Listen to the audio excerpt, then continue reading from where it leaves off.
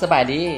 กลับมาเจอหน้าพ่อตาอีกเทอนึงเนาะกับข้าพเจ้าเองซื้อโนวาอินสารเนาะมื้อนี้โนวาจะมาโฆษณาเกี่ยวกับผลิตภัณฑ์อาหารเสริมของทันไซฮอก็คือน้ำเยื่อนี่เลยเนาะตัวนี้จะช่วยป้องกัน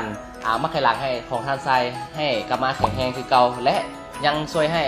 ลดพรการเจ็บหลังเจ็บแอวของทันไซและตัวนี้ยังช่วย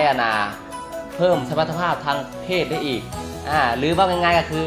ทางทรายฮอหมดความต้องการทางเพศว่าซะง่ายๆเลยวิธีกินก็คือกิน2เม็ดต่อเทื่อ3เทื่อต่อมื้อก็คือเศร้าสวยแรงถ้าใดสนใจอยากลองอยากซีมผลิตภัณฑ์ของเราก็ไปซื้อตามห้างยาทั่วไปก็ได้เนาะเพราะว่าบริษัทเราจำหน่ายทั่วประเทศหรือถ้าท่านใดอยากโทรเข้ามาทางบริษัทเราเลยก็ได้เนาะมาโทรตามนี้เลย020